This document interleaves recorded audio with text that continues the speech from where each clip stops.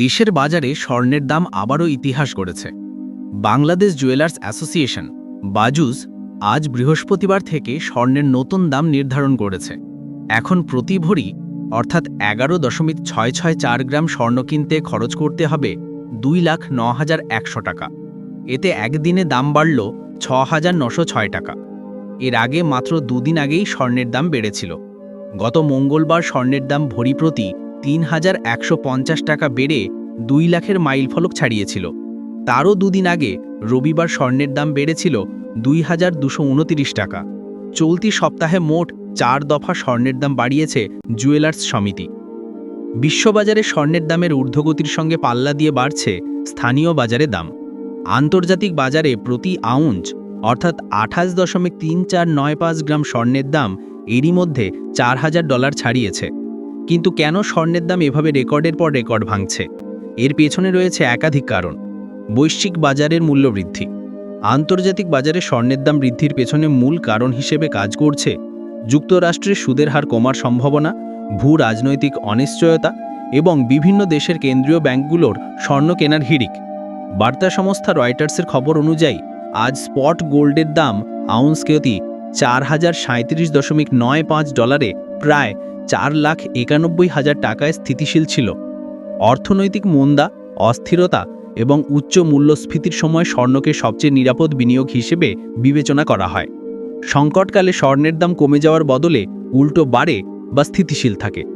Russia Ukraine যুদ্ধ থেকে শুরু করে গাজা সংঘাত পর্যন্ত চলমান ভূ রাজনৈতিক অস্থিরতার কারণে বিশ্বজুড়ে বিনিয়োগকারীরা নিরাপদ আশ্রয় হিসেবে স্বর্ণের দিকে ঝুঁকছেন।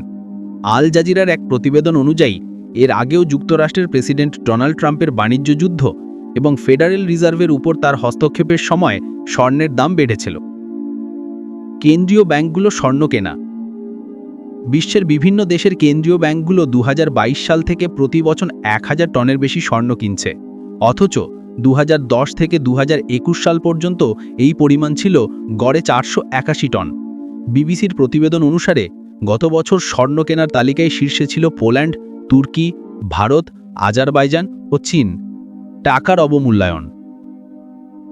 বাংলাদেশ বিপুল পরিমাণে স্বর্ণ আমদানি না করলেও দেশের বাজার আন্তর্জাতিক প্রবণতার উপর অনেকাংশে নির্ভরশীল।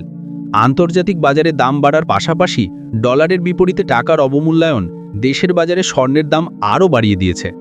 2021 অর্থবছর থেকে এখন পর্যন্ত ডলারের বিপরীতে টাকার মান 43% কমেছে, যা আমদানি খরচ বাড়িয়েছে। জাতীয় রাজস্ব বোর্ডের ব্যাগেজ রুলসের আওতায় মূলত যাত্রীদের মাধ্যমেই দেশে স্বর্ণ আসে। চাহিদার তুলনায় যোগানের ঘাটতি। বাংলাদেশে বছরে স্বর্ণের চাহিদা প্রায় 20 থেকে 40 টন। এর প্রায় 80%ই আসে অবৈধ বা অনানুষ্ঠানিক পথে।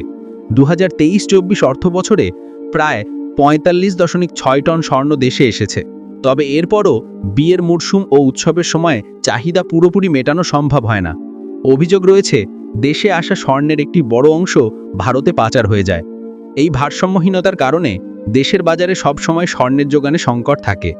এই অবস্থায় সামনে শীতের বিয়ের মরশুমে স্বর্ণের চাহিদা আরও বাড়বে বলেই ধারণা করা যায়।